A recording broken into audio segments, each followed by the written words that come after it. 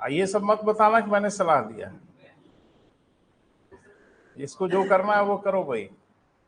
लेकिन लोकतंत्र ये कहता है कि आपको अपनी बात कहने का हक है और हम अपनी बात शांति से कह सकते हैं। सोशल मीडिया में कहो, प्रिंट मीडिया में कहो, सड़क पे कहो, राजीव तलवार जैसा एक बैनर लेके सड़क पे घूमो, हाँ कुछ भी करो बट करो, अपनी बात कहो। या कुछ ना करो तो गुलाब का फूल ले जाके एक तो मंत्री महोदय को दीजिए, जिसको आजकल हम लोग बोलते हैं ना गांधीगिरी, वही कर दीजिए, कुछ तो करिए। तो लोकतंत्र में जब चेक कर लो बेटा, चेक कर लीजिए। तो लोकतंत्र में अपनी बात कहने के लिए बेटा उचित है, अगर आप ये नहीं कहेंगे तो आप माफ नहीं किए जाएंगे। और जेपी नारायणन एक बात कहा करते थे, जेपी ने एक आंदोलन चलाया था ना इंदिरा गांधी की सरकार में, बहुत बड़ा आंदोलन था, सरकार ही उखाड़ दिया उन्होंने। और उन्होंने कहा था कि जिंदा कौमें 5 साल इंतजार नहीं करती, है ना, उनकी एक वर्डिंग थी कि उनका एक नारा था, उनका नारा था कि कुर्सी खाली करो कि हम आते हैं, है ना, हाँ वो तख्त खाली करिए हम आ रहे हैं। तो कहने का मतलब यह है बेटा कि डेमोक्रेसी में आप अपनी बात कहो, जो लीडर्स हैं हमारे वो सुनेंगे, आप सही कह रहे हो गलत कह रहे हो जो भी कह रहे हो, लेकिन अपनी बात कहिए तो सही। उनको लगे कि आपको बुरा लगा है, उनको लगेगा आप देश के बड़े अच्छे नागरिक हैं, आप हर चीज को समझ के एडजस्ट कर ले रहे हैं। उनको बताइए कि अब तक क्यों ठीक था, और जिसने इसको ठीक कहा था उसके विरुद्ध क्यों नहीं कार्रवाई हो।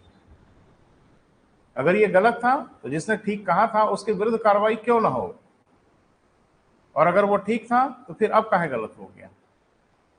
आखिर ये सरकार की पॉलिसी ही तो रही होगी, किसी ने कहा कि ठीक है, जिसने ये ठीक कहा उसके विरुद्ध कार्रवाई क्यों ना हो। नहीं ना, उनके विरुद्ध थोड़ी होगी, आप झेलेंगे, बलि के बकरे आप बनेंगे। बहरहाल वो सब छोड़िए बेटा, बात करते हैं बेटा हम लोग, भारतीय अर्थव्यवस्था पे चर्चा हो रही है ना बेटा।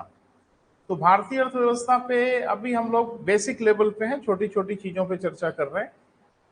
तो थोड़ा सा अभी वक्त लगेगा बेटा, नेशनल इनकम वगैरह पे आने में थोड़ा सा मुझे टाइम दीजिए ताकि हम आपको मेंटली तैयार करें। मैंने कहा था कुछ शब्द महत्वपूर्ण थे और जिसकी अनुभूति आपको हुई होगी। मैंने कहा था कि आर्थिक समृद्धि, आर्थिक विकास, सतत पोषणीय विकास, आर्थिक प्रगति और समावेशी विकास। तो ये सब में आपका विजन तो क्लियर हो ही गया होगा। समावेशी विकास कोई बहुत ऐसा वैसा शब्द नहीं है, बहुत सिंपल टर्म है। लेकिन समावेशी विकास एक बात जरूर कहता है, समावेशी विकास ये कहता है कि पूंजीवाद के अनुकूल नहीं है समावेशी विकास। क्योंकि आपने पढ़ा था कि पूंजीवाद की एक बहुत बड़ी परेशानी होती है बेटा, बहुत एक बिग प्रॉब्लम होती है कि यहाँ आय और संपत्तियों का अंतर हर हाल में होता है। और पूंजीवाद ये नहीं देखता कि कोई मर रहा है तो मर जाओ, पैसा है तो जियो, और नहीं है तो मर जाइए, कोई आपको बचाने नहीं जा रहा है। क्योंकि पूंजीवाद में सरकार नहीं आती बीच में। इसका मतलब है समावेशी विकास का जो भी कार्य होगा वह सिर्फ राज्य ही कर सकता है, निजी लोग कभी समावेशी विकास थोड़ी कर सकते हैं। तो समावेशी विकास में मैंने कहा था कि इसके दो बड़े अर्थ हैं, एक सामाजिक समावेशन और एक वित्तीय समावेशन, सोशल एक्सक्लूशन और एक फाइनेंशियल इंक्लूशन, है ना बेटा। तो सामाजिक समावेशन का मतलब क्या है? सामाजिक समावेशन का मतलब है अमीरी गरीबी छोटा बड़ा ये सब जो समाज में परेशानियां हैं इनको एडजस्ट किया जाए, ठीक किया जाए। और वित्तीय समावेशन का मतलब सिर्फ एक है, सिंपली कि वो समाज के जो सबसे निचले वर्ग के लोग हैं उनको भी बैंकिंग सिस्टम में शामिल किया जाए, इस सिस्टम के हिस्से वो भी बने। और बड़ी खूबसूरती से हमारे प्रधानमंत्री ने कार्यक्रम भी चलाया और सबका खाता वाता खुलवाया। अब उसके गाहे बिगाहे आपको लाभ आप दिख रहे हैं, सरकार कोई योजना चला रही है तो सीधे पैसा आपके अकाउंट में भेज दे रही है, तो बीच में बिचौलिए नहीं है। तो बैंकिंग सिस्टम में सबको इंक्लूड करना वित्तीय समावेशन कहलाता है, फाइनेंशियल इंक्लूजन। और सोशल इंक्लूजन का मतलब होता है कि समाज के सारे लोगों को एक साथ लेके चलना, कोई छूट ना पाए। है ना बेटा? यहाँ तक चर्चा तो हो गई है। अब आते हैं बेटा थोड़ा कुछ गंभीरता की ओर बढ़ा जाए। जैसे मैंने कहा कि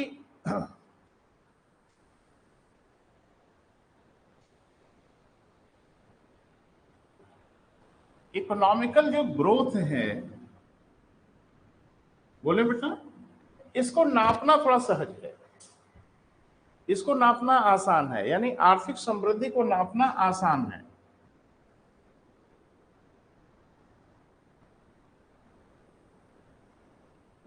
बोले कैसे नापेंगे? इसको नापने का एक बहुत सुंदर सा तरीका है, मुझे लगता है दुनिया का हर देश इसका प्रयोग करता है, जिसको हम लोग कहते हैं नेशनल इनकम। तो नेशनल इनकम से वास्तव में क्या नापी जाती है बेटा?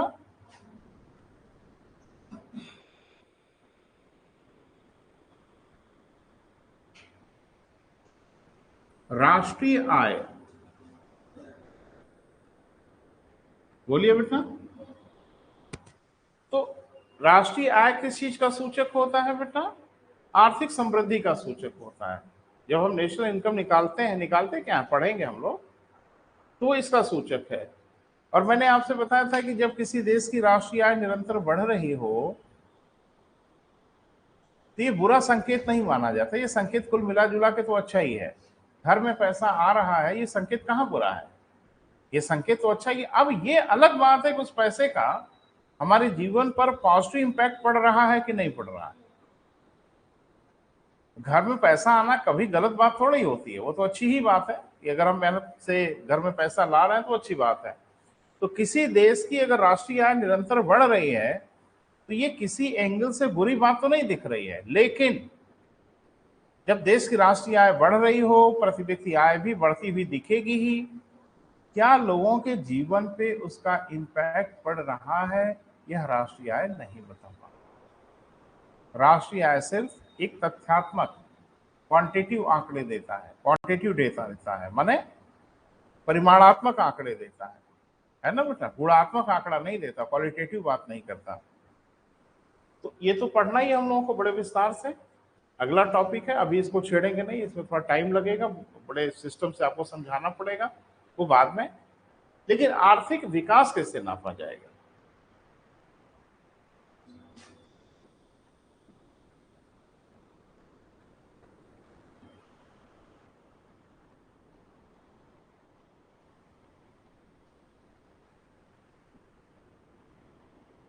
क्या कहते हैं बेटा?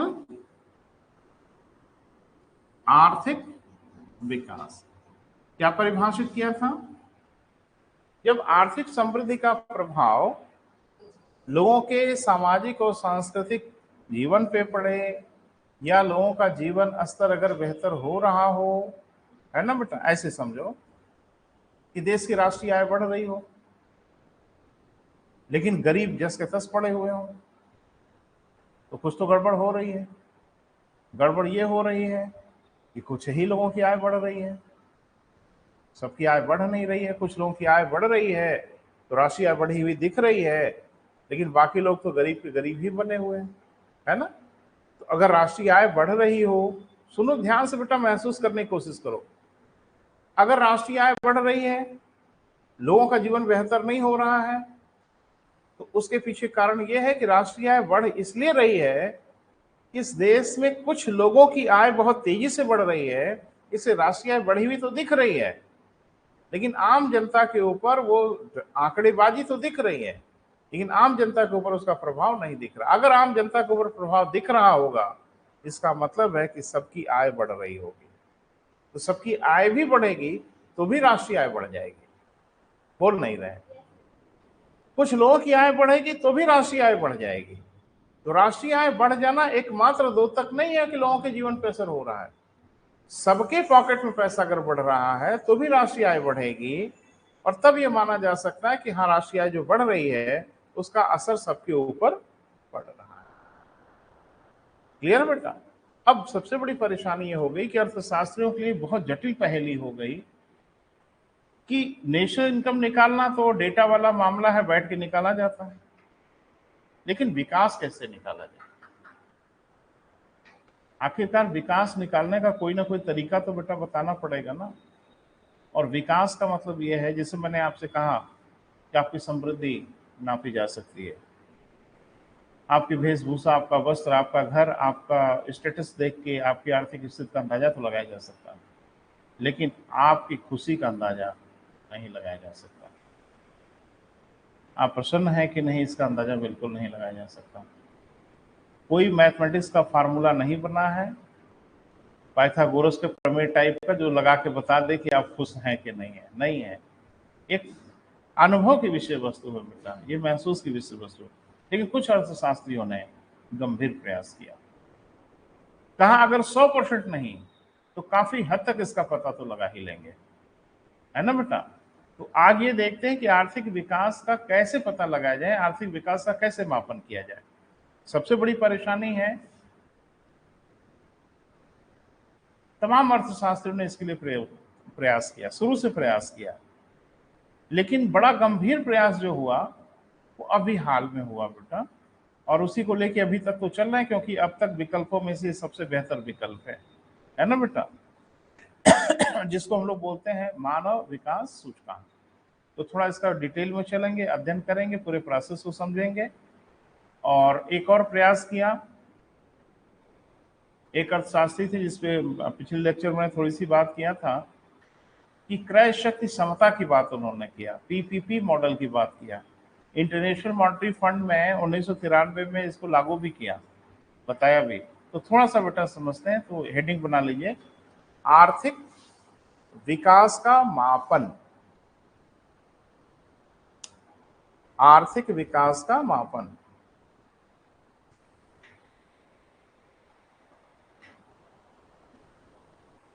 कैसे आर्थिक विकास को मापा जाए?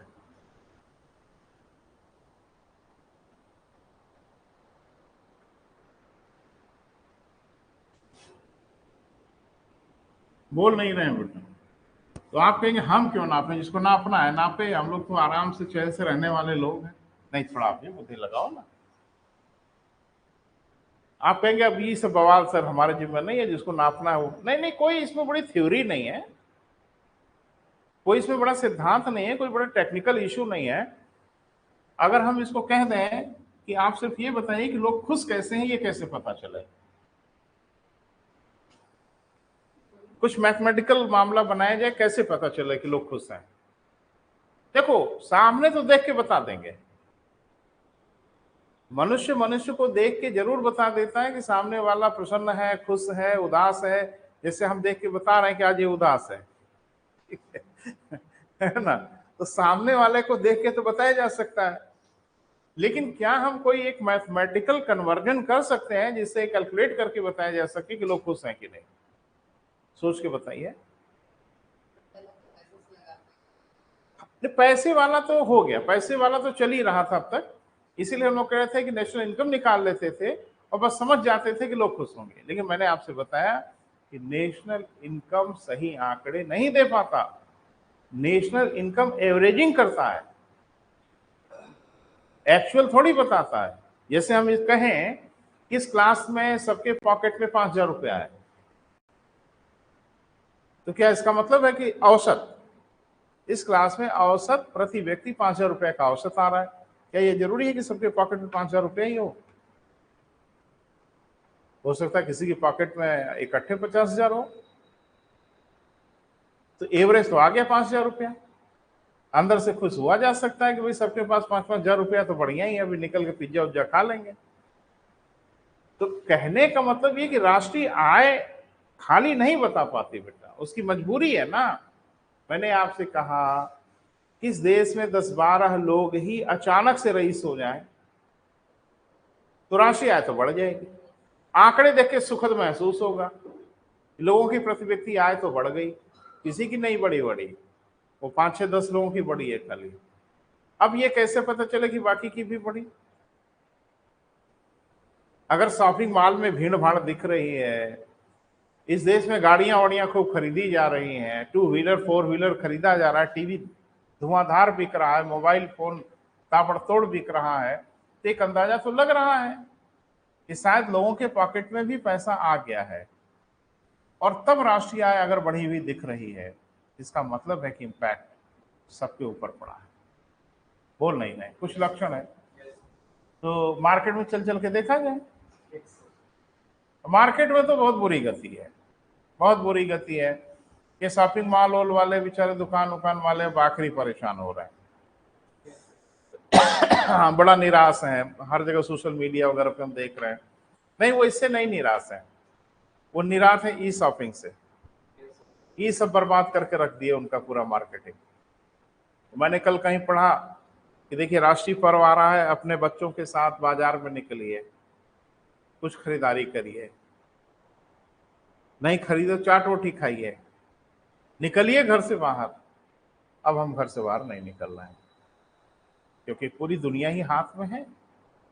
एक बटन दबाते हैं, पिज्जा भी आ जाता है, बर्गर भी आ जाता है, खाना पीना भी आ जा सकता है, आजकल ग्रॉसरी भी आने लगी, कपड़े लत्ते आने लगे।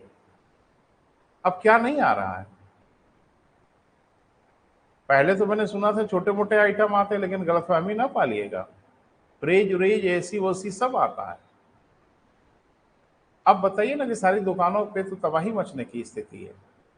भाई एक शोरूम कोई बनाया है एसी ओसी एयर कंडीशन वगैरह लगा के, 4 कर्मचारी रखा है, बिजली का बिल है, किराया है, वो सब आपके जो सामान बेचता उसी से ना अरेंज करेगा बेटा, और कहाँ से देगा? बोल नहीं रहे हैं। और ये ई कॉमर्स वाले क्या है, ना इनका कोई दुकान, ना इनका कोई शोरूम, बस सारे क्लाइंट से कनेक्टेड हैं। ऑर्डर आपने फ्लिपकार्ट को दिया, फ्लिपकार्ट ने उस पार्टी को ऑर्डर कर दिया जो उससे संपर्क में है, वो पार्टी पैकिंग करके देगी, ये भिजवा देगी। तो कॉस्ट कटिंग हो रही है ना, पैसा बच रहा है ना, उसका फायदा कंज्यूमर को होता है। इसलिए आपको सस्ते में सामान मिल जा रहा है। अब दुकानों में सन्नाटा है, और दुकानों में भी आजकल परचेजिंग का एक नया मैं कॉन्सेप्ट देख रहा हूं। लोग अगर दुकान में भी खरीदने गए तो मोबाइल तो सबके पास ही है, सामान की कीमत पूछते हैं और फिर किसी ई प्लेटफॉर्म पे जाके उसकी कीमत देखते हैं और देख के दुकान वाले को दिखाते हैं, देख लीजिए। अब दुकान वाला भी घबरा जाता है कि भैया अब क्या कर, बताइए अब कैसे झूठ बोले। वो झूठ नहीं बोल रहा है भाई। जैसे एक लेदर का सैंडल, एक ब्रांडेड कंपनी का 3,000 रुपए का, ई शॉपिंग में 1,300 का। अब कौन पागल है जो जाके शोरूम में खरीदेगा? वो कह रहे हैं कि इंडिपेंडेंट डे का ऑफर है। हमको कोई लेना देना नहीं कि ऑफर है कि नहीं है, क्या है, सस्ता चाहिए, बात खत्म। अब वो ई कॉमर्स वाले अभी देखो ना तबाही मचा कर रख देंगे, सारे मार्केट को एकदम ध्वस्त कर देंगे, 80% 60% की डिस्काउंट देना शुरू करेंगे। जो रौनक दुकान पे आनी चाहिए वो रौनक उनके आ जाएगी। भीषण डिस्काउंट दे रहे हैं हर चीज पे, मोबाइल पे दे रहे हैं। नहीं तो आप मुझे बताइए कि एक लेदर शूज या सैंडल 3,000 रुपए का है, किसी मॉल में चले जाइए, किसी शोरूम में चले जाइए, वो जो उस प्राइस है उससे 1 रुपया कम में नहीं देगा, और ये उसको 1,300 में दे रहे हैं। और जबकि उसकी प्राइस लिखी हुई है बॉक्स पे, उतनी ही प्राइस है। और ऐसा नहीं कि डी है, डी फॉर डुप्लीकेट नहीं है, ओरिजिनल है। तो कंज्यूमर देखो, कंज्यूमर को किसी से कोई हमदर्दी नहीं होती और किसी से दुश्मनी नहीं होती। कंज्यूमर सिर्फ ये देखता है कि मुझे सस्ते में सामान कहाँ मिल जाएगा, हम क्यों ना लें भाई, क्यों ना लें। हम अपने पैर पे कहाँ कुल्हाड़ी मारे, समाज सेवा का ठेका लिए हैं और समाज सेवा करते करते पता चले कि अपने ही पैदल हो जाएंगे। तो मेरे कहने का ये मतलब है बेटा कि आखिरकार कैसे हम कैलकुलेट करें कि कोई व्यक्ति खुश हो रहा है कि नहीं हो रहा है। रोज यहाँ सब रहे हैं, क्योंकि यहाँ हर एक तैयार हो रहा है दूसरे को निगलने के लिए। हाँ बिल्कुल, कोई अगर किसी को समाप्त कर सकता है, उसके बिजनेस को हड़प सकता है, तो कोशिश करेगा वो। जैसे ऑनलाइन वालों ने, हम भी ऑनलाइन हो रहे हैं, इसमें कोई शक शुबा नहीं है, लेकिन ऑनलाइन वालों ने ढेर सारे ऑफलाइन वालों का काम बिगाड़ दिया। कोई बिजनौर से पढ़ रहा है, आपको सुन के हैरत में होगी कि ज्यादातर जो एप्स डाउनलोड हो रहे हैं वो दिल्ली से लखनऊ से हो रहे हैं, और ज्यादातर बच्चे जिन्होंने कोर्स सब्सक्राइब किया है, खरीदा है, वो दिल्ली लखनऊ से हैं, पटना से हैं, बक्सर से हैं। तो कहने का मतलब ये है कि आखिरकार इससे क्या फायदा हो गया? कि पहुंच मेरी बड़ी हो गई। अब ढेर सारे इलाकों तक हमारी पहुंच हो गई, संभवतः पूरे भारत में पहुंच हो गई। जम्मू कश्मीर से लोग ऐप्स डाउनलोड किए हुए हैं, पश्चिम बंगाल से लोड किए। मैंने कहा ना, तमिलनाडु से एक मित्र फोन किया, हमने कहा आप मत करिए, क्योंकि तमिल वमिल मुझे आती नहीं, और मैं जब बात करूंगा तो हिंदी में बात करूंगा, बहुत करूंगा टर्म वगैरह इंग्लिश में बताऊंगा, आपको तकलीफ हो जाएगी। लेकिन पहुंच तो आपकी हो ही रही ना। मेरा यूट्यूब चैनल जानते हो सबसे अधिक कहां देखा जाता है भारत के बाद? तुर्की में। अब बताओ, ये तुर्की में मेरा चैनल देखने का क्या औचित्य है, मैं तो समझ ही नहीं पाता। मेरा चैनल वियतनाम में ज्यादा देखा गया।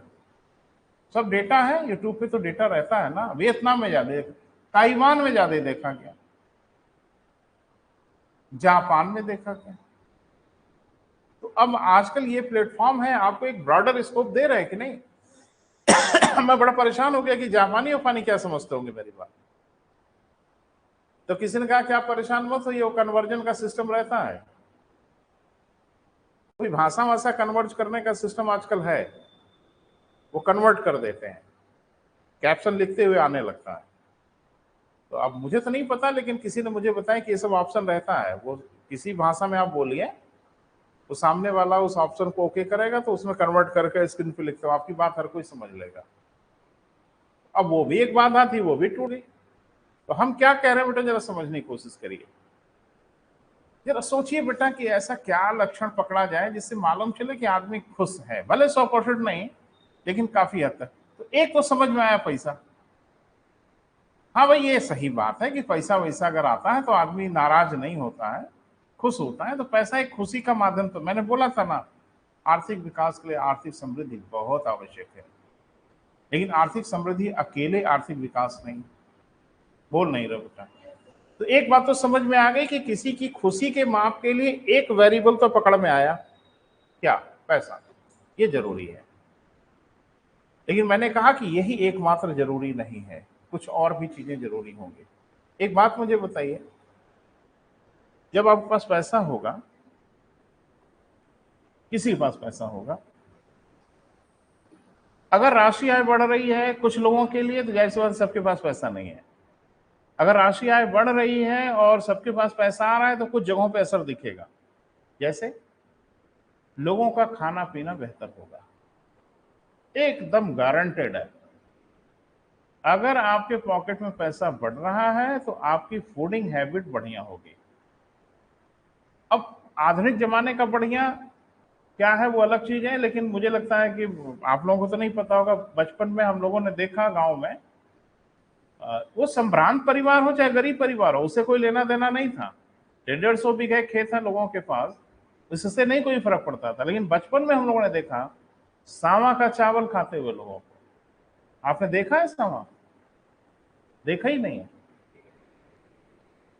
देखे हैं तो बहुत बड़ी बात है, नहीं तो नई जनरेशन वाले बच्चे तो देखे भी नहीं है।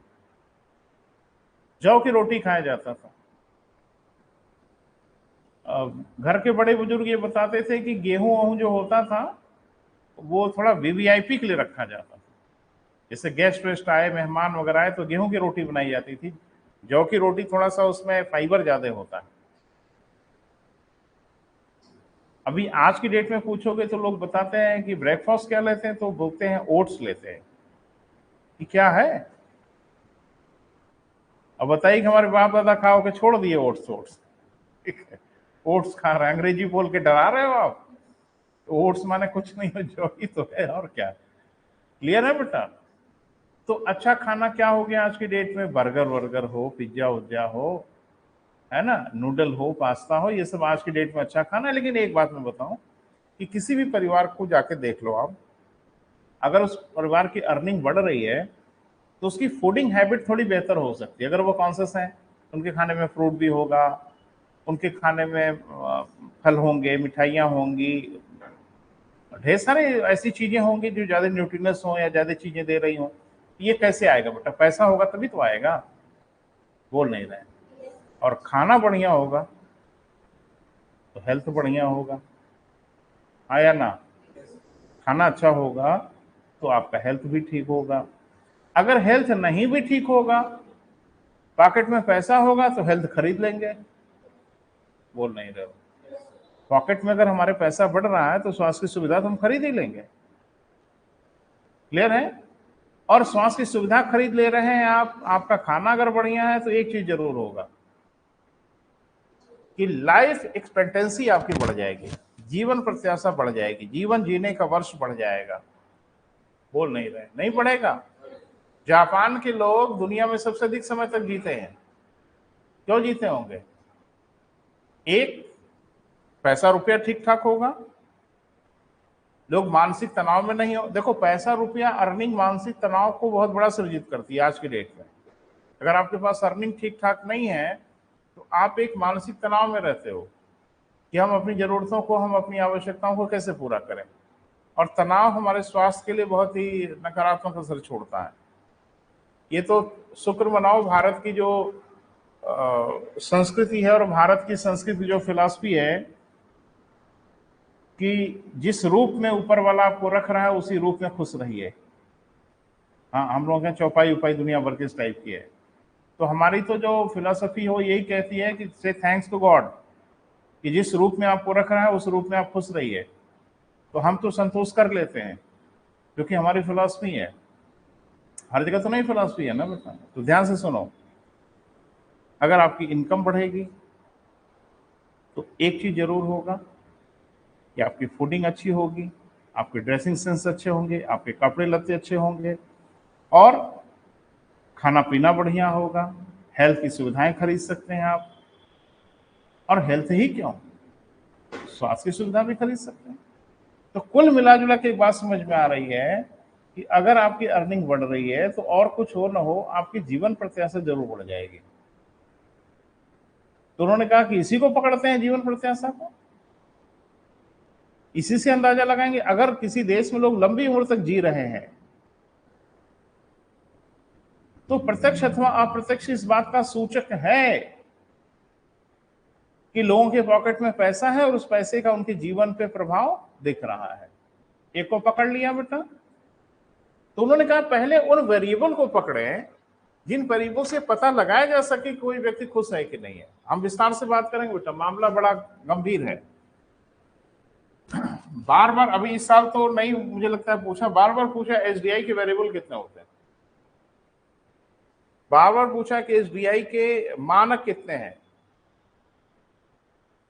तो वेरिएबल अलग है, संकेतक अलग है, इंडिकेटर अलग है और वेरिएबल अलग है। इंडिकेटर 3 है, वेरिएबल 4 है। ये सब आप समझोगे नहीं तो आप खाली याद करके जाओगे कि 2022 में 191 देशों में भारत की स्थिति 132वीं है।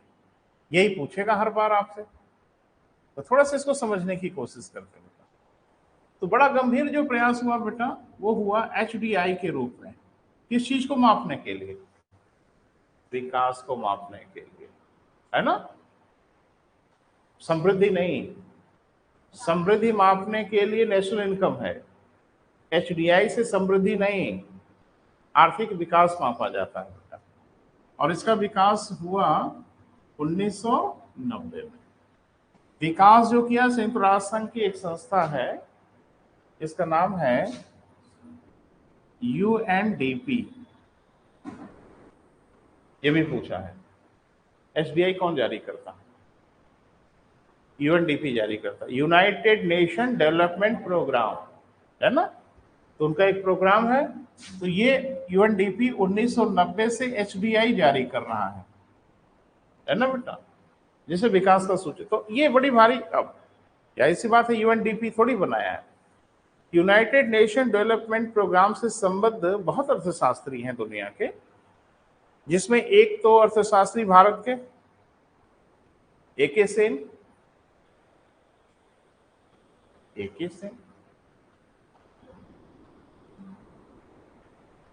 अमर्त्य मैंने एक तो मैंने देखा कि परीक्षा में पूछा और विकल्प में एके सेन दिया, छोड़ के चले आए बच्चे। ये कौन नाम है? एक्चुअली उनका पूरा नाम अमर्त्य कुमार सेन है, और एग्जामिनर ने थोड़ा सा खेल खेला आपके साथ। अमर्त्य सेन दिया होता सब कर लिए होते, एके सेन दिया तो कंफ्यूज हो गए बच्चे। इसलिए हम थोड़ा कंफ्यूज कर दिए कि परीक्षा में ना हो। तो अमर सेन और पाकिस्तान के अर्थशास्त्री महबूब उल हक, ये दो लीडर बन गए। और भी लोग थे, सिंगर हैंक्स वगैरह तमाम लोग थे साथ में।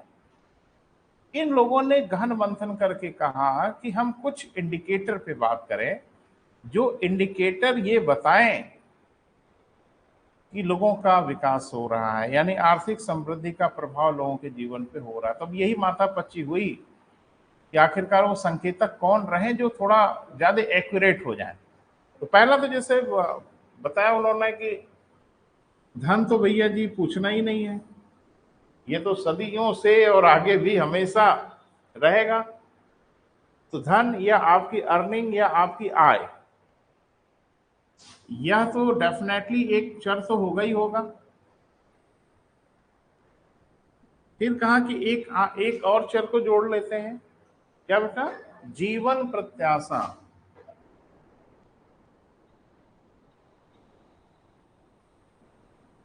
क्या बेटा? जीवन प्रत्याशा, जिसको लोग बोलते हैं लाइफ एक्सपेक्टेंसी। जीवन प्रत्याशा। जीवन प्रत्याशा का मतलब कि एक व्यक्ति भारत में अगर पैदा हो तो कितनी उम्मीद लगाई जाए कि कितने दिनों तक जी सकता है। इसी को तो लोग कहते हैं ना औसत उम्र। आप एक चीज नोटिस करो, भारत की औसत उम्र बढ़ रही है। भारत की औसत उम्र बढ़ रही है। मुझे लगता है आप समझ ही नहीं क्यों बढ़ रही है। देश आगे बढ़ रहा है, देश समृद्ध हो रहा है, लोगों की जीवन प्रत्याशा बढ़ रही है। इसका मतलब है कि पैसे रुपए का असर हमारे जीवन पे हो रहा है ना बेटा? देखो, एक बड़ी मजेदार बात है, आप समाज में देख लो, सोसाइटी के जिस हिस्से के पास जितना ज्यादा पैसा होता है, उसके पास एजुकेशन भी उतनी ज्यादा होती है। सहमत है? समाज का जो पिछड़ा वर्ग होता है कम एजुकेटेड होता है, समाज का वह वर्ग जो आगे निकला है वो एजुकेटेड भी ज्यादा होता है, और एजुकेटेड होके और ज्यादा कमाता है और एजुकेटेड होता है। तो आप नोटिस करो कि जहां पे एजुकेशन गड़बड़ है वहां पे आय भी गड़बड़ है। ये बड़ा अजीब सा रिश्ता है। कोई सीधा सीधा लिंक तो नहीं दिखता, लेकिन ये दिख तो रहा है बेटा।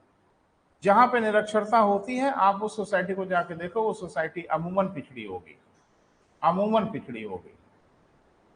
तो उन्होंने ये कहा कि साक्षरता भी ये बताएगा कि लोगों के पास पैसा आ रहा है, तभी तो बढ़िया शिक्षा दीक्षा हो पाएगी।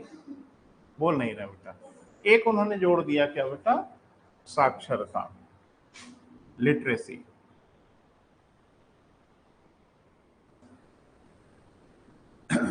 कहा कि इन्हीं तीन आधारों पे हम लोग पता लगाने की कोशिश करेंगे। साक्षरता माने एजुकेशन, शिक्षा। साक्षर अलग शब्द है, इसको हम लोग क्या कर सकते हैं बेटा? शिक्षा कह सकते हैं, एजुकेशन। तो ये क्या हुए? तीन इंडिकेटर। तो इंडिकेटर कितने बताए? तीन। सूचकांक, है ना बेटा? तो इन्हीं तीन सूचकांकों के आधार पे मानव विकास सूचकांक निकाला जाता है ना? पहले इन तीनों का इंडेक्स निकाला जाता है। तो जैसे मैंने अभी बताया कि सूचकांक तो तीन दिख रहे हैं, यानी एचडीआई के अर्थशास्त्रियों ने कहा कि हम तीन चीजों का पता लगाएंगे, और इन्हीं तीन चीजों के आधार पे हम पता लगा लेंगे कि लोगों का जीवन स्तर अच्छा हो रहा है कि नहीं हो रहा है। लेकिन वेरिएबल इसमें चार है, इंडिकेटर तीन है, वेरिएबल चार है। तो ये चार कैसे हो गए? तो उन्होंने क्या किया कि इसे शिक्षा वाले को दो भागों में बांट लिया, है ना बेटा? एक को उन्होंने कहा मीन ईयर ऑफ स्कूलिंग, अंग्रेजी में थोड़ा ठीक लगता है, अच्छा भी लगता है। और दूसरे को कहा expected year of schooling.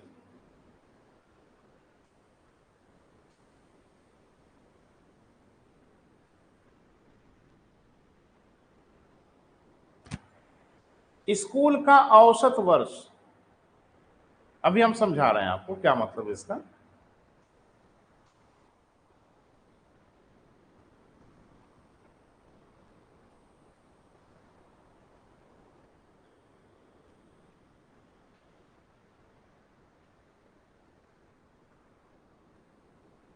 School की प्रत्याशा, उम्मीद, है ना। अब ये क्या उन्होंने जोड़ा वो हम आपको बता रहे हैं। तो शिक्षा को कहा कि शिक्षा का पता हम दो को मिला के लगाएंगे, एक से नहीं। तो उन्होंने कहा कि एक 25 वर्ष का जो युवक है उससे हम जाके पूछेंगे कि आपने अब तक अपने जीवन का कितना वर्ष शिक्षा में लगाया। क्लियर है? बोल नहीं रहे बेटा। तो इससे ये पता चल जाएगा कि उस देश के युवा अपने जीवन का कितना समय एजुकेशन में लगाए। तो उसको क्या हम लोग बोलेंगे बेटा? Mean year of schooling. School में बिताए गए समय का औसत क्या है आपका, उस देश का क्या औसत है। तो जाहिर सी बात है ये पता किससे लगाएंगे? जो 25 साल की उम्र के लोग हैं उनसे ये डेटा कलेक्ट करेंगे, है ना। अब एक चीज बताइए कि भारत में आप 25 साल के किसी युवा से पूछें कै साल बिताए हैं, तो कहे 5 साल। कहां तक? कहा कक्षा 5 के बाद लगे बकरी चराने। तो समझ में आ रहा है कि एजुकेशन ठीक नहीं हुई। बोल नहीं रहा बेटा। और अभी आज की स्थिति है कि 25 साल के बच्चे से पूछोगे कि भाई कितने साल आप पढ़े 25 सालों में, तो बताएगा कि अभी पढ़ ही रहे हैं। तो एसडीआई वाले भी भाग खड़े होंगे कि लो भैया ये तो बड़ा विचित्र देश है, यहाँ तो 30-30 साल पढ़ रहे हैं, यहाँ निकालो ना एसडीआई, पागल होके भाग जाओगे। 12। और ये कहा गया कि 5 ईयर। थोड़ा इसको समझो बेटा प्लीज। एक 5 साल का बच्चा जो पहले दिन स्कूल जाता है, तो क्या उम्मीद की जा सकती है वो कितने दिन तक स्कूल में समय बिताएगा? इसको कहा गया एक्सपेक्टेड ईयर ऑफ स्कूलिंग। बोल नहीं रहे हैं। 5 साल का बच्चा जो पहले पहले दिन स्कूल जाता है, क्या उम्मीद की जा सकती कि कै साल वो पढ़ेगा, स्कूलिंग करेगा, है ना। कुछ परिवार बता देते हैं कि गया है 5 तक पढ़ेगा, उसके आगे होगे नहीं पढ़ाएंगे हम, है ना। और आज की स्थिति है ना, एक माँ बाप से पूछिए कि आपके 5 साल का बच्चा जो पहले दिन स्कूल जाता है वो कितने साल पढ़ेगा, और माँ बाप का एक जवाब होगा, जितना दिन इसका मन करेगा उतना दिन पढ़ेगा, हम कदम नहीं पीछे खींचेंगे। क्लियर है बेटा? ये कहा कि दोनों का चर निकालेंगे, प्लस करेंगे, 2 से डिवाइड करेंगे, वो एजुकेशन इंडेक्स कहलाएगा। बोल नहीं रहे बेटा। ध्यान से देखो बेटा, घेर खूब रहा है आपसे। पूछता है मानव विकास सूचकांक के इंडिकेटर्स कितने हैं, संकेतक कितने हैं। तो संकेतक 3 है। वेरिएबल्स कैटो दिख रहे हैं, 4 दिख रहे हैं। एक वेरिएबल ये है, एक वेरिएबल ये है, और इसमें 2 वेरिएबल है। तो कुल कितने दिख रहे हैं बेटा? 4। शुरुआत करना, 2 लाइन लिख लें। समझ में आ रहा है बेटा? बोझिल नहीं होना है, भारी नहीं होना है, बाउंस नहीं करना है ना। आराम से प्यार से समझना है, और ऐसा समझना है कि आज के बाद से इसका काम ही सदा के लिए खत्म हो जाए। जीवन में फिर अब ये टेंशन देने वाली स्थिति में ना आए। परीक्षा में आए और चाहे ना आए वो अलग चीज है, लेकिन इसका काम तो हम लोग आज फिनिश करेंगे ही करेंगे, है ना बेटा। लिखें, संयुक्त राष्ट्र संघ, थोड़ा 2 लाइन लिख लो फिर आगे बढ़ते हैं। संयुक्त राष्ट्र संघ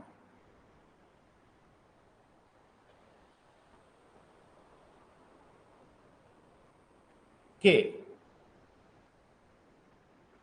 एक शाखा, संयुक्त राष्ट्र संघ की एक शाखा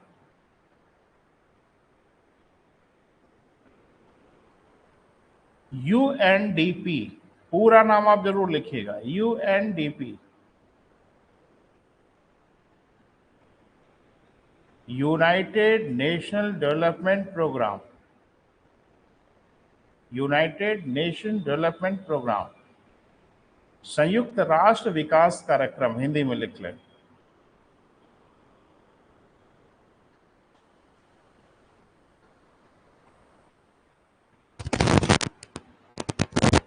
संयुक्त राष्ट्र क्या बेटा? विकास कार्यक्रम, यूएनडीपी,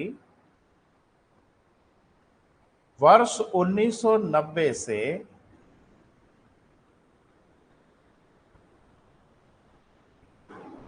मानव विकास सूचकांक जारी करता है।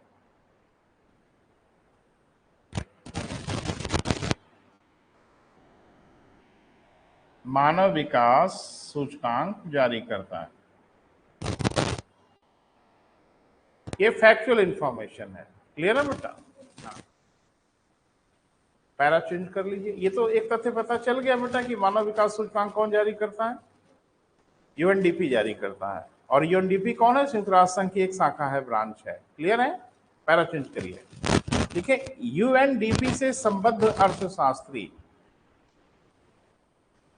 यूएनडीपी से संबद्ध अर्थशास्त्री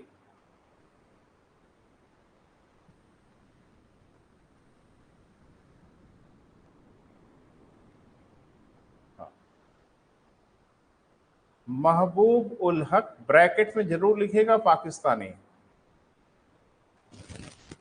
ये बहुत बड़े अर्थशास्त्री हैं बेटा, इकोनॉमिक्स से इसमें कोई शक नहीं है। महबूब उल हक तथा अमर्त्य सेन, अमर्त्य कुमार सेन पूरा लिख लीजिएगा, अमर्त्य सेन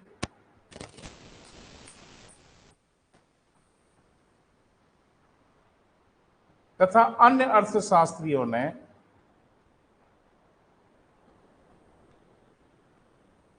मानव विकास सूचकांक की गणना का प्रारूप निर्धारित किया।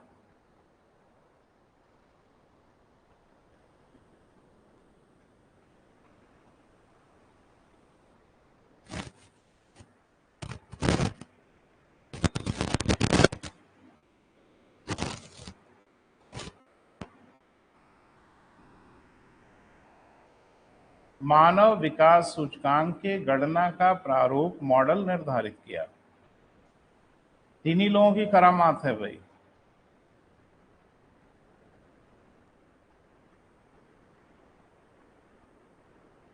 ठीक है, तो पहले थोड़ा सा सुनिए, उसके बाद लिखिए। हम सब बताएंगे बेटा, कुछ छोड़ेंगे नहीं। समझ है मेरी तो हम बात करेंगे आपसे।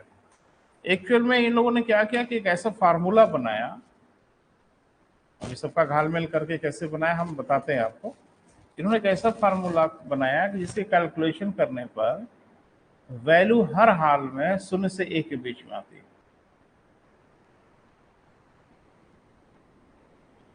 कोई ऐसा फार्मूला हो सकता है जिस फार्मूले का प्रयोग करने पे कैलकुलेशन हर हाल में 0 से 1 के बीच में आए? तो जानना चाहेंगे फार्मूला? बड़ा कॉम्प्लिकेटेड है? अरे ना बेटा, बहुत सिंपल है। तो मानव विकास सूचकांक को कैसे निकाला जाता है वो हम बताएंगे बेटा, आप निश्चिंत रहिए, है ना। हर संकेतक का बारी बारी से सूचकांक निकाला जाता है। तीनों संकेतकों का एक ही फार्मूले से, जो फार्मूला अभी हम आपको बताएंगे, उनका सूचकांक निकाला जाता है। क्लियर है? तीनों का जब सूचकांक निकल आता है तो फिर तीनों का ज्योमेट्रिक मीन निकाला जाता है। यानी पहले, किसी का पहले निकालें वो कोई इशू नहीं है। जैसे आय का अगर निकाला तो इसका कुछ इंडिकेटर आएगा, सूचकांक आएगा कैलकुलेशन करने के बाद। जीवन प्रत्याशा का कुछ इंडेक्स आएगा, फिर शिक्षा का कुछ इंडेक्स आएगा। ये सब मिला उला के तीनों अलग अलग आ गया। अब ये तीनों इंडेक्स को एक फार्मूले में रखा जाएगा। फार्मूला कुछ नहीं, इसका ज्यामितीय माध्य निकाला जाएगा, ज्योमेट्रिकल मीन निकाला जाएगा। और जो ज्योमेट्रिकल मीन आएगा वही उस राष्ट्र का, जहां से डेटा लिया गया था, उस राष्ट्र का एसडीआई कहलाएगा। है ना? समझ पा रहे हैं? नहीं समझ पा रहे? एक फार्मूला है, अभी हम नहीं बोल रहे हैं एक फार्मूला कह के काम चला रहे हैं। एक फार्मूला है जिसका प्रयोग करके पहले इसका इंडेक्स पता किया जाएगा, उसी फार्मूले से इसका इंडेक्स पता किया जाएगा, उसी फार्मूले से इसका इंडेक्स पता किया जाएगा। जैसे मान लीजिए इसका x आ गया, इसका y आ गया और इसका मान लो z आ गया। ठीक है, ये अलग अलग आया है ना। अब इस देश का अगर हम मानव विकास सूचकांक निकालेंगे HDI, तो इन तीनों का ज्योमेट्रिक मीन निकालेंगे। तो ज्योमेट्रिक मीन निकलेगा ऐसे, x into Y into Z. अब ये जो आएगा वो उस देश का HDI सूचकांक कहलाएगा। तो पहले बारी बारी से निकालेंगे, फिर तीनों का पहले होता था कि तीनों का औसत निकालते थे, तीनों को जोड़ के 3 से भाग कर देते थे, ये भी ठीक लग रहा था। लेकिन अब इन्होंने कहा कि नहीं, औसत नहीं निकालेंगे, अब इसका ज्योमेट्रिक मीन निकालेंगे, वो उस देश का HDI कहलाएगा। और फार्मूला इतना जबरदस्त है, फार्मूला इतना शानदार है कि हर हाल में ये वैल्यू 0 से 1 के बीच में आती है ना। तो हम सब बता रहे हैं बेटा आपको, पहले थोड़ा सा कुछ लिख लिया जाए। लिखें, मानव विकास सूचकांक को ज्ञात करने के लिए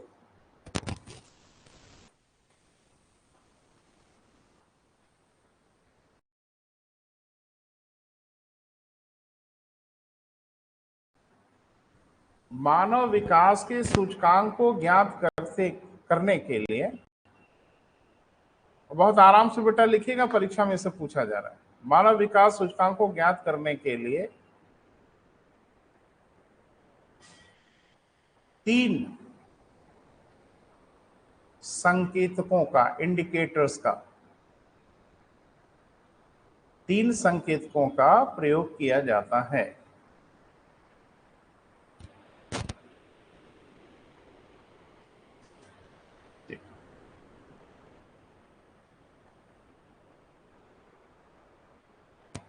कितने बेटा?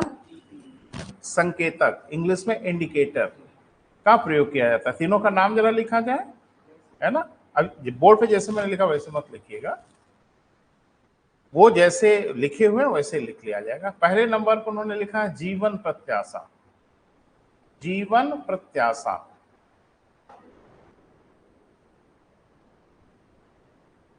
लाइफ एक्सपेक्टेंसी, अंग्रेजी में लिख सको तो ज्यादा बेहतर है। दूसरे को कहा क्या बेटा? एजुकेशन, शिक्षा, यानी शिक्षा सूचकांक। तीसरा भी मत बनाइएगा।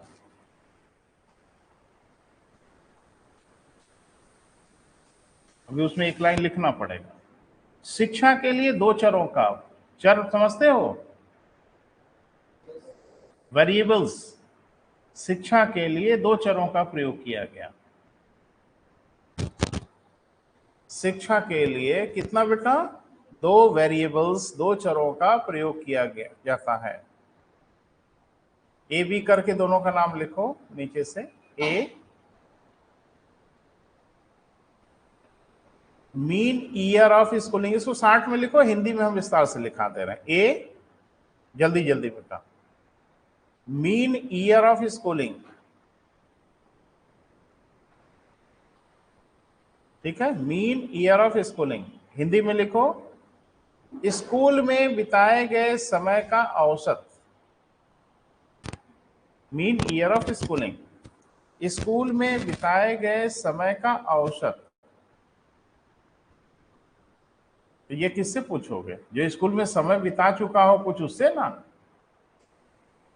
तो ये प्रश्न पूछा जाएगा 25 साल के यूथ से। तो ब्रैकेट में लिखिए 25 ईयर, समझ लीजिएगा मतलब क्या है। और बी जो वेरिएबल रखा उन्होंने, बी चर जो रखा उन्होंने कहा एक्सपेक्टेड ईयर ऑफ स्कूलिंग। 60 में लिख दो जैसे मैंने लिखा है, expected year of schooling. Hindi में लिखिए स्कूल में बिताए जाने वाले समय की प्रत्याशा, उम्मीद। स्कूल में बिताए जाने वाले समय की प्रत्याशा।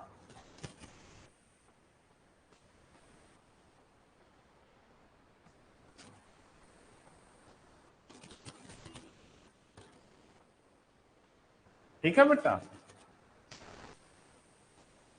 इसको बोला जाता है एक्सपेक्टेड ईयर ऑफ स्कूलिंग। मैं कितनी उम्मीद की जा सकती थी, ये किसके पता किया जाएगा? 5 साल के बच्चे से क्या उम्मीद होगी, कितने साल पढ़ेगा? 5 ईयर। अभी तो उसको पढ़ना है ना बेटा, और पढ़ चुका है वो कौन? 25 साल वाला। वो ना बताएगा 25 साल में कैसे साल पढ़ाई लिखाई में बिताए हो। और 5 साल वाला तो अभी पहला दिन गया है, हो सकता है अपना बैग वैग लेके कहीं और ही निकल जाए, वो तो अलग बात है। इसको बोला जाता है, क्लियर है बेटा। तीसरा, इनकम।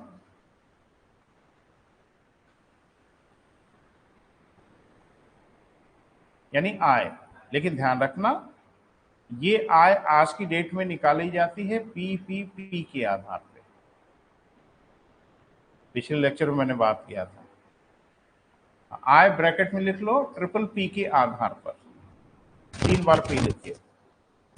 ट्रिपल पी का मतलब परचेजिंग पावर, याद कर लिया करो बेटा, परचेजिंग पावर पैरिटी इंग्लिश में कहते हैं, हिंदी में क्रय शक्ति समता।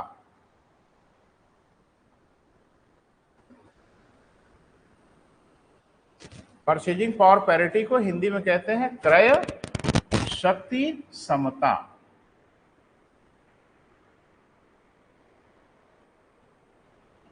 ठीक है बेटा, बोले। अब आते हैं बेटा इसकी रणनीति पे, किसको करते क्या है। तो एक फार्मूला है बेटा, तो नीचे से लिखिए, प्रत्येक चर का सूचकांक याद करने के लिए, प्रत्येक चर, तो चर कैठो दिखे, वेरिएबल कैठो दिखे बेटा, 4। अरे बाकी के एक एक हैं, शिक्षा वाले का 2 है, तो वेरिएबल कितने हो गए, 4, और इंडिकेटर कितने हो गए, 3। यही पूछ रहा है बार बार, इंडिकेटर कितने हैं, वेरिएबल कितने हैं, तो इंडिकेटर तो 3 है, लेकिन वेरिएबल चर कितने निकालने पड़ते हैं बेटा, 4। भूलोगे नहीं ना, निरंतर पूछ रहा है बेटा, मत गड़बड़ करना, सब मिट्टी में मिल जाएगी मेहनत, है ना। वो क्या पूछेंगे वही गलत कर दोगे तो सारी मेहनत तो खत्म हो जाएगी ना बेटा, ध्यान रखना। अब ये निकालते कैसे हैं बेटा, प्रत्येक वेरिएबल की सूचकांक को पहले ज्ञात किया जाता है ना। तो कैसे निकालते हैं बेटा, तीनों का, प्रत्येक का एक एक का पहले निकालते हैं, है ना। जैसे शिक्षा सूचकांक निकालेंगे, जीवन प्रत्याशा सूचकांक निकालेंगे, आय सूचकांक निकालेंगे, पहले तीनों का सूचकांक अलग अलग निकालेंगे। कैसे निकालेंगे वो जरा देखना।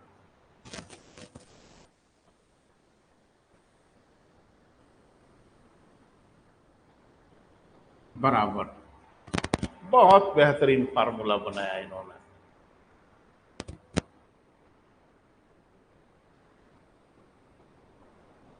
वास्तविक मान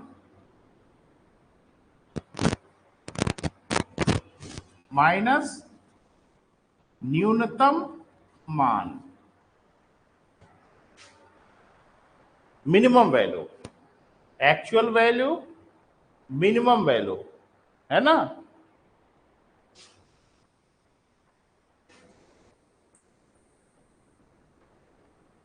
अधिकतम मान माइनस न्यूनतम मान,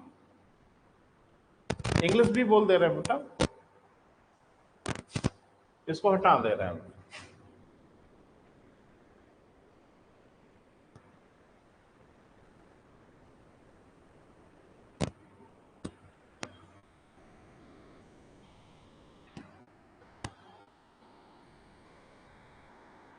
तो किसी का सूचकांक निकालने के लिए जो इंडेक्स निकालने के लिए वो क्या करते हैं, इसी फार्मूले का प्रयोग करते हैं। फार्मूला क्या कह रहा है, actual value minus minimum value, maximum value minus न्यूनतम वैल्यू। एक बच्चा थोड़ा तेज था तो वो पकड़ लिया, कहा सर मूर्ख बना रहे हैं आप। हमका कहा है, कहा कि वास्तविक मान तो उस देश से जाके पता कर लेंगे, भाई उस देश में जनगणना होगी, पता चल जाएगी जीवन प्रत्याशा कितनी है। दुनिया के हर देश की जीवन प्रत्याशा पता है। मान लीजिए लाइफ एक्सपेक्टेंसी निकाल रहे हैं, लाइफ का सूचकांक अरे बेटा ध्यान से सुनो, मत लिखो, लिख लोगे हर जगह लिखा मिल जाएगा, गड़बड़ा जाएगा तो डिरेल्ड हो जाओगे। जैसे हम कहें, मान लीजिए हम लोग निकालना है किसका बेटा, जीवन प्रत्याशा का सूचकांक मान लीजिए, तो किसी देश के लोग कितने दिन जीते हैं ये तो हर देश के जनगणना में पता लगाया ही जाता है ना, हाँ या ना। तो वो तो हो गया उसका वास्तविक मान, फार्मूले में रख देंगे। अब बच्चे ने कहा कि अधिकतम और न्यूनतम कहां से मालूम चलेगा, क्योंकि जब तक ये मालूम चलेगा नहीं तो फार्मूले में फिट कैसे करेंगे। जैसे मान लीजिए भारत के लोगों की जीवन प्रत्याशा 65 साल है, बोल नहीं रहे हैं, तो ठीक है, वास्तविक मान की जगह तो 65 रख देंगे, न्यूनतम क्या रखेंगे?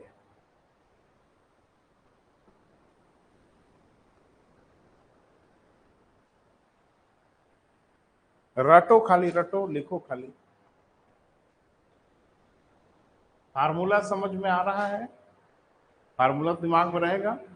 अब करता क्या है वो बेटा, ये यूएनडीपी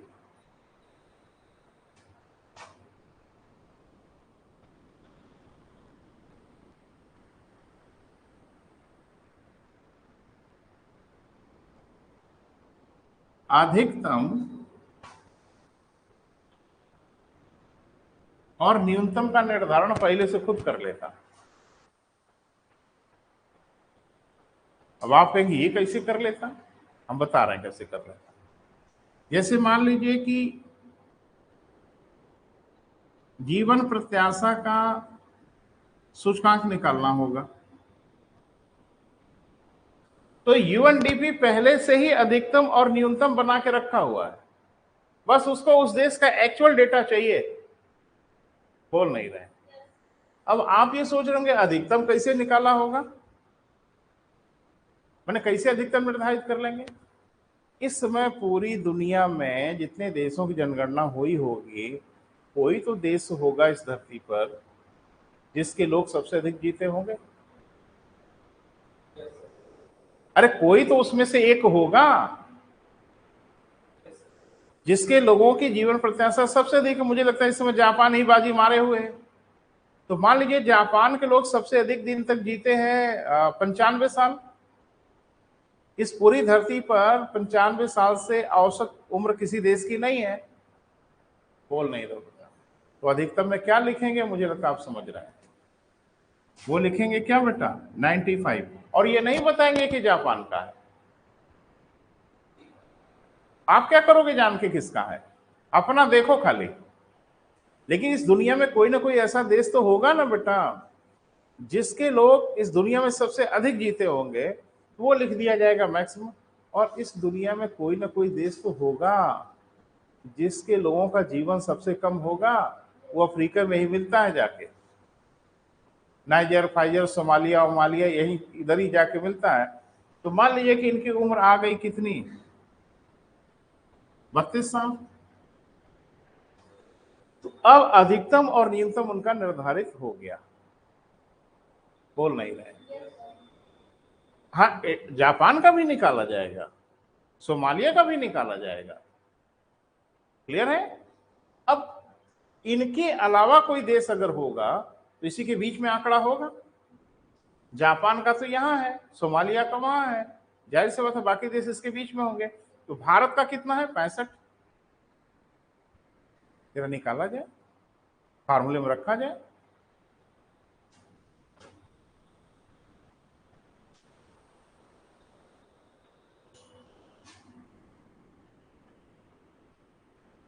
अब भारत की जीवन प्रत्याशा का सूचकांक निकालना है हम लोग, ठीक है बेटा?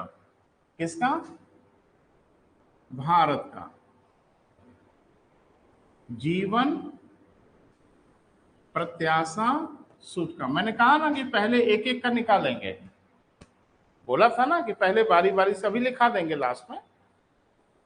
तो फार्मूला यूज करो भाई, वास्तविक, बोलो जोर से, 65, न्यूनतम, बोल भी नहीं पा रहे हो, बोलिए, 32, अधिकतम, न्यूनतम। देखो गणित मेरी अच्छी है नहीं है, जो भी हो मैं लिख के दे सकता हूं, उसकी वैल्यू 0 से 1 के बीच में होगी। करो करो करो, कैलकुलेशन करो।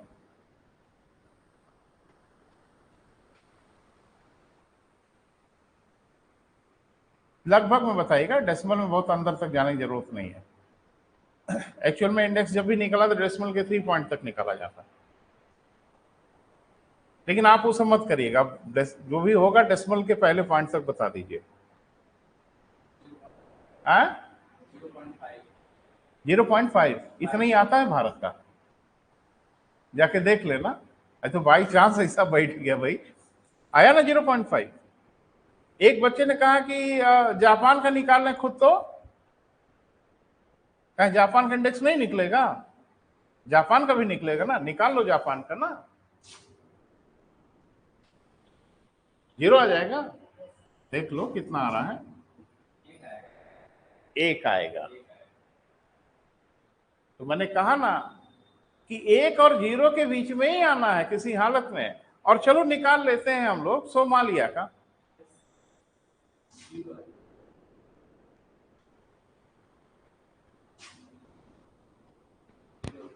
जीरो, बुरा होगा तो 0 आएगा।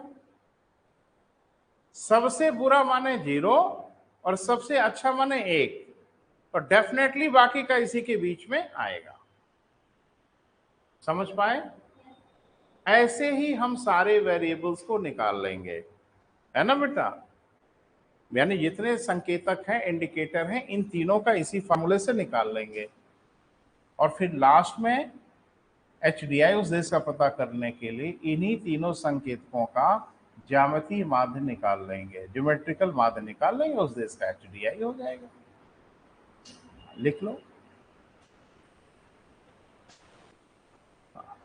फार्मूले में अधिकतम तथा न्यूनतम का निर्धारण। लिख लो सीखने, फार्मूला लिख लियो ना बेटा, लिख लें। फार्मूले में अधिकतम तथा न्यूनतम का निर्धारण पूर्व ही कर लिया जाता है।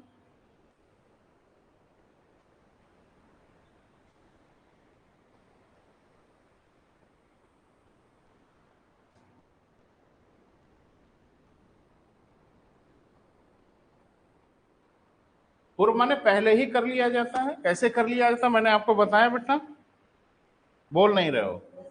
पहले ही कर लिया जाता है। हो गया बेटा?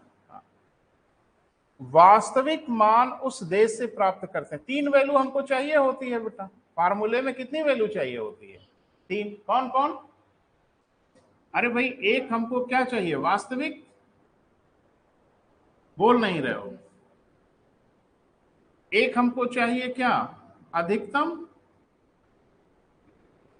और एक हमको क्या चाहिए? न्यूनतम। तो ये और ये हम लोग पहले ही निर्धारित कर लेते हैं। ये जिस देश का निकालना होता है उस देश का फार्मूले में रखते हैं।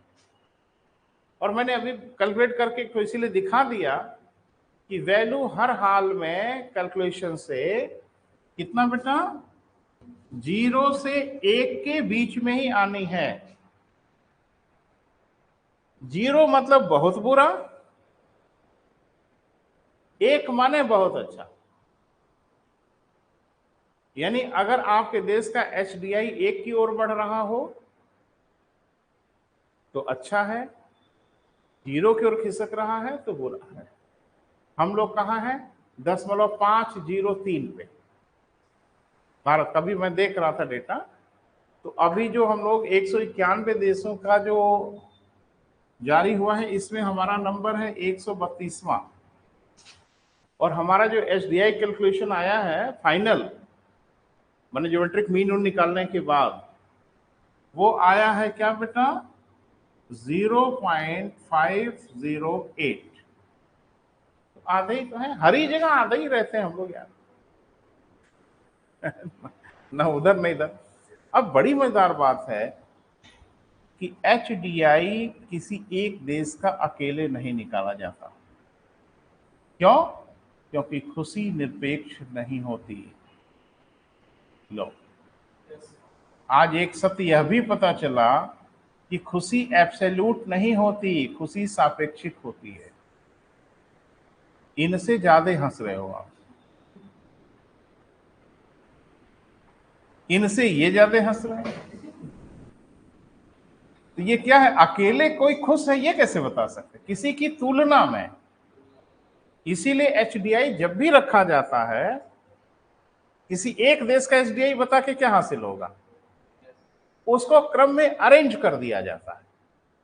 अब जो ऊपर है, 1 के करीब है, वो ज्यादा खुश लोग हैं। जो 0 की ओर है, यानी पूरा जो अरेंजमेंट किया जाता है HDI का, वो 1 से 0 के बीच में अरेंजमेंट किया जाता है। हर देशों का, 191 देशों का।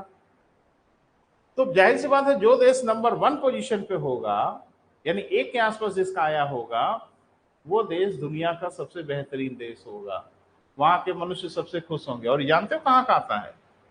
ये अक्सर नॉर्वे, स्वीडन, डेनमार्क का ही आता है। और उनका देखना 0.9596 ऐसे आता है। क्लियर है बेटा? तो ये एक बढ़िया तरीका इन लोगों ने ढूंढा कि तुलनात्मक रूप से खाली ये पता लगे कि इनमें से कौन सा देश ज्यादा बेहतर दिख रहा है, कौन सा देश बेहतर नहीं दिख रहा है। क्लियर है बेटा? लिखें। सर्वप्रथम, सर्वप्रथम नीचे से लिखो बेटा। सर्वप्रथम किसी राष्ट्र के तीनों संकेतकों का सूचकांक, सर्वप्रथम किसी राष्ट्र के तीनों संकेतकों का सूचकांक उपरोक्त फार्मूले से ज्ञात किया जाता है।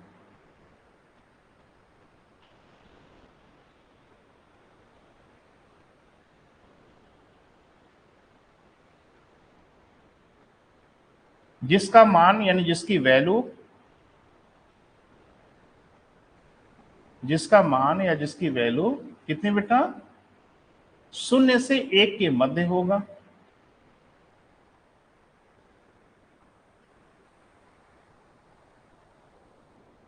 एक का अर्थ सर्वोत्तम,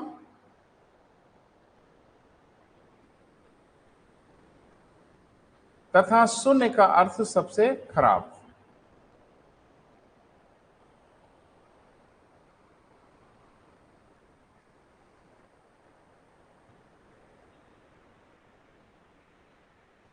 क्लियर है बेटा? नेक्स्ट पॉइंट लिखो, पॉइंट बना के लिख लो। तीनों संकेतकों को ज्ञात करने के उपरांत, बारी बारी से तीनों संकेतकों को ज्ञात कर लेते हैं फार्मूले से। तीनों संकेतकों को ज्ञात करने के उपरांत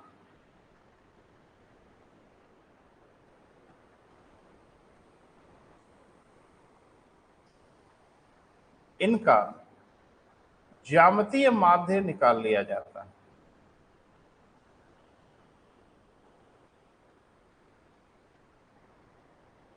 ज्योमेट्रिकल मीन निकाल लिया जाता है,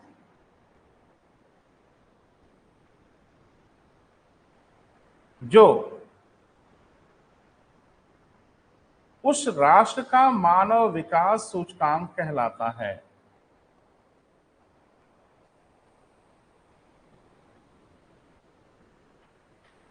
उस राष्ट्र का क्या बेटा? मानव विकास सूचकांक कहलाता है। इसे क्रम में व्यवस्थित कर लिया जाता है।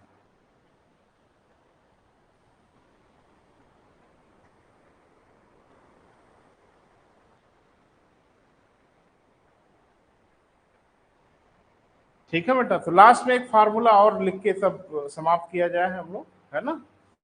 तो किसी देश का HDI क्या होगा बेटा, वो थोड़ा देखना है।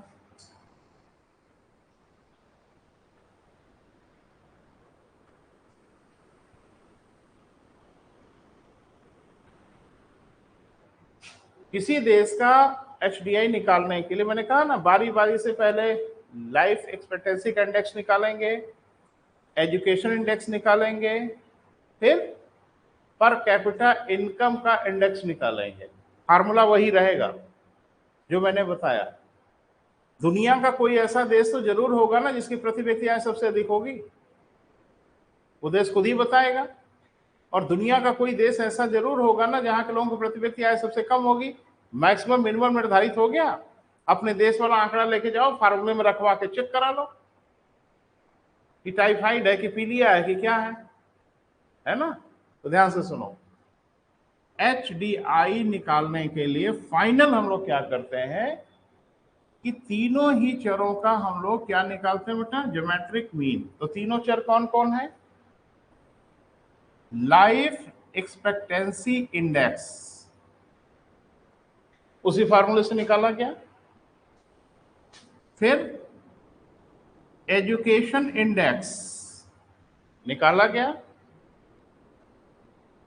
पर कैपिटा इनकम इंडेक्स निकाला गया। बोले बेटा, लेकिन ये किस आधार पर बेटा? पीपीपी के आधार पर। बस इन्हीं तीनों का हम निकाल लेंगे ज्योमेट्रिकल मीन, कुछ ना कुछ तो आएगा ही, और जो आएगा वो इस देश का क्या कहलाएगा बेटा? HDI।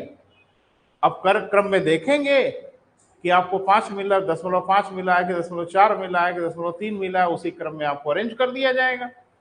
हमारा जो कैलकुलेशन आया था वो आया था 0.508, और 191 देशों का सबका कैलकुलेट किया गया तो हमारा नंबर आया 132वां ऊपर से, है ना बेटा? तो भारत का मानव विकास, यानी हम दुनिया में 132वें नंबर पे खुश हैं। 191 लोगों की खुशी में देखा गया तो हम 132वें नंबर पे खुश हैं। यही ना मतलब हुआ? नॉर्वे, स्वीडन, डेनमार्क के लोगों को जाके देख लो ना बेटा, सही में खुश हैं, मस्त लोग होते हैं। यहां तो भारत में अगर आप देखो तो यहां तो जिसे लगता है घर से निकलते एकदम लड़ने झगड़ने के लिए, बस मौके का इंतजार करते हैं कि कहां लड़ाई हो जाए। गाड़ी चलाते समय लड़ाई हो सकती है, सड़क पे आप कहीं खड़े हो रहे हैं वहां लड़ाई हो सकती है, क्योंकि मूड ही बना के चलते हैं। वहां लोग बहुत सौम्य होते हैं, बहुत सॉफ्ट होते हैं, खुश होते हैं। अच्छा एक बात बताएं, जो आदमी घर परिवार से जितना ही त्रस्त है वो उतना ही इरिटेट रहता है। बोल नहीं रहे हो? घर में पिता ठीक ठाक से सेवा सत्कार करके भेजे हैं बाहर पुत्र का, कायदे से उनकी खातिरदारी हुई है घर में सुबह सुबह, अब बाहर बाइक वाइक लेके निकलेंगे तो कहीं ना कहीं गुस्सा तो निकलेगा ना। तो यहाँ पे यही सब चलता रहता, हमेशा हमारी बाह चढ़ी ही रहती है, आ जाओ। वहां के लोग बड़े जेंटल हैं, बड़े प्यार से हैं। नहीं, सोच ही बड़ी विचित्र है। हमारे यहाँ सोच बहुत गलत है, लोगों के जीवन जीने का तरीका बहुत गलत है। सड़क पे आप किसी की तारीफ कर दो ना तो मारामारी कर लेगा। आप सड़क पे कोई जा रहा है उसको जाके आप बोल दीजिए कि देखिए आप बहुत अच्छे लग रहे हैं। भारत में सब बोले तो वहीं तो युद्ध हो जाएगा। किसी को आप अच्छा बुरा इसे बोल दोगे सड़क पे, नॉट अलाउड। वहां धड़ल्ले से लोग बोलते रहते हैं, कोई पुरुष कोई महिला अगर अच्छी दिखी लोग जाके बोलते हैं कि आप अच्छे दिख रहे हैं, आप अच्छे लग रहे हैं, लोग धन्यवाद दे देते हैं। यहां बोल के देखो, जूता चप्पल वाला मामला आ जाएगा। तो सोच सोच का डिफरेंस है।